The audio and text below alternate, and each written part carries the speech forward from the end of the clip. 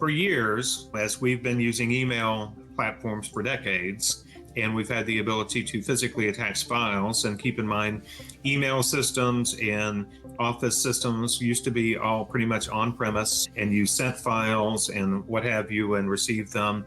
And then from a discovery standpoint, that was a nice, neat package. You had the email, you had the attachment or attachments embedded in the email. It was all there. It was static. Boom, you were good. What's happened is the move to the cloud. Now people do email in the cloud. They have their office systems in the cloud. They have so much data in the cloud, and rightly so. They're saying, hey, I shouldn't be sending these files around. I should just send a link to it. If they've got access to the file, especially internally, they can just go and pull the file and do it that way. It avoids multiple copies going everywhere and so forth. What some people have done is they've called that the modern attachment because it's a hyperlinked file that's the same as an attachment. But it creates e-discovery nightmares because it's not so easy. You no longer have that nice compact package there. You actually have to go pull the file from the link file.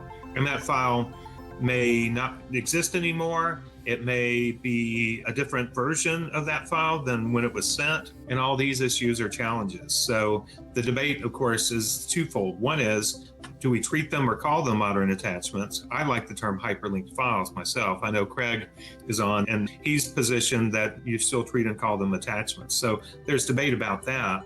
But the other aspect is, how should they be produced and what should be done? And there's been a couple of cases where I think the requesting party was saying, you've got to produce them as families, you've got to put them together and so forth. And most of the cases have come down to what was agreed upon in the ESI protocol. But the aspect is, from my standpoint, is yes, there's technical challenges and it's tough to do everything you want to do, but it's still evidence. One of my posts, I kind of used the Watergate analogy. Back in Watergate, the question was, what did the president know and when did he know it?